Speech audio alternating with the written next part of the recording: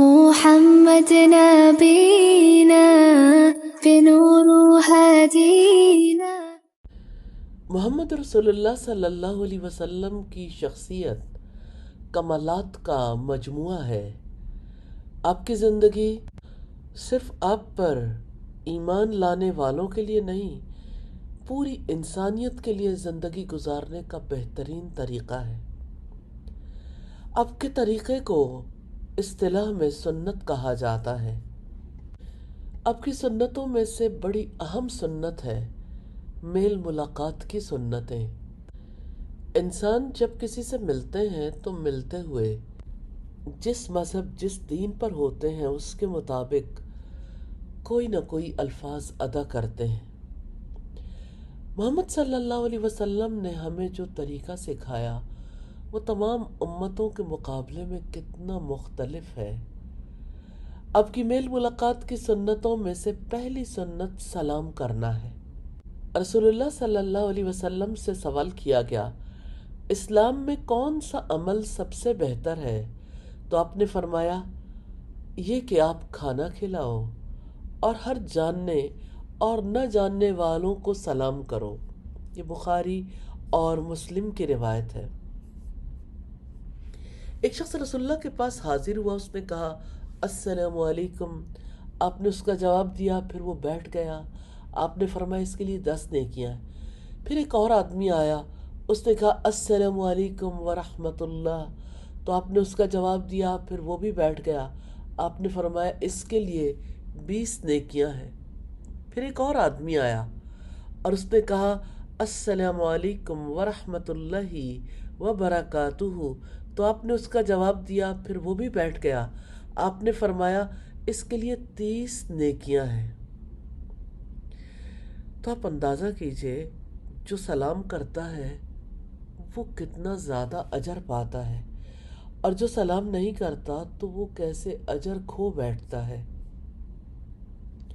اگر پورا سلام کریں تو 30 نیکیاں اور ایک نیکی 10 نیکیوں کے برابر ہوتی ہے، تو ایک مرتبہ پورا سلام کرنے سے 300 نیکیوں کا ثواب ملتا ہے، اور اگر اللہ تعالیٰ چاہے تو اور زیادہ عطا فرما دے۔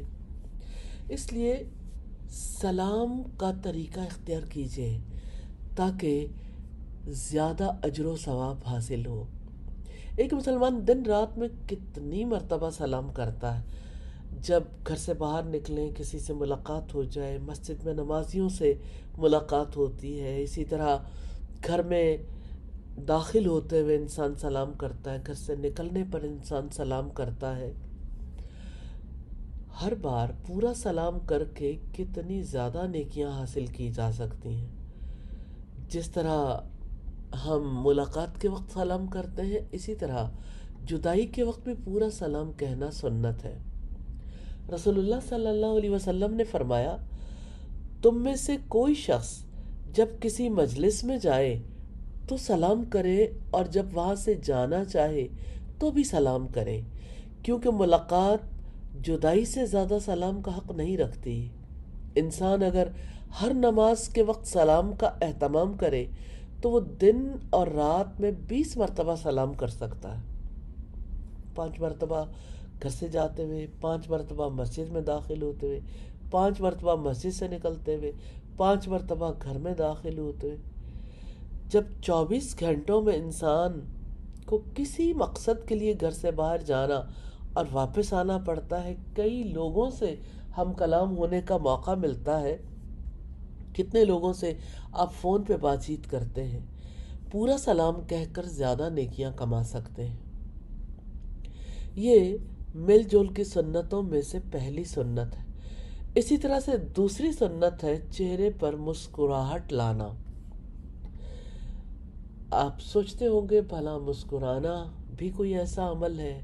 جی ہاں، اگر آپ دیکھیے کہ کوئی آپ کے ساتھ بات کرتے ہوئے سپاٹ چہرہ رکھے تو آپ کو کتنی تکلیف ہوتی ہے۔ نیکی کے کسی کام کو حقیر مت سمجھیں۔ رسول اللہ نے فرمایا، تم اپنے بھائی کو مسکراتے ہوئے چہرے سے ہی ملو۔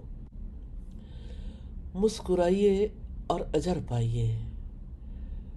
اللہ کے رسول صلی اللہ علیہ وسلم کی سنت پر عمل کیجیے اور لوگوں کے قریب آ جائیے۔ تیسری سنت ہے مصافحہ کرنا۔ نبی صلی اللہ علیہ وسلم نے فرمایا، دو مسلمان ملاقات کے وقت جب مصافحہ کرتے ہیں تو جدا ہونے سے پہلے ہی ان کے گناہ معاف کر دیے جاتے ہیں۔ امام نووی کہتے ہیں ہر ملاقات کے وقت مصافحہ کرنا مستحب ہے۔ تو جب بھی کسی مسلمان سے آپ کی ملاقات ہو تو ان 3 سنتوں پر عمل کر کے بہت زیادہ ثواب حاصل کر سکتے ہیں۔ ملاقات کے وقت آپ بات کرتے ہیں، ملاقات ہو اور بات نہ ہو، یہ کیسے ممکن ہے؟ ملاقات کے وقت بات کرنے والے کو اچھی بات کرنی چاہیے۔ اور رب العزت نے فرمایا، وَقُلْ لِعِبَادِي يَقُولُ الَّتِي هِيَ أَحْسَنُ، اور میرے بندوں سے کہہ دیجئے کہ وہ بہت ہی اچھی بات منہ سے نکالا کریں، کیونکہ شیطان آپس میں فساد ڈلواتا ہے۔ بے شک شیطان انسان کا کھلا دشمن ہے۔ نبی صلی اللہ علیہ وسلم کا ارشاد ہے، اچھی بات کرنا صدقہ ہے۔ تو اچھی بات میں ذکر کرنا، سلام کرنا، دعا کرنا، کسی کی تعریف کرنا اگر وہ برحق ہو، نیکی کا حکم دینا، سچ بولنا، نصیحت کرنا سبھی شامل ہیں۔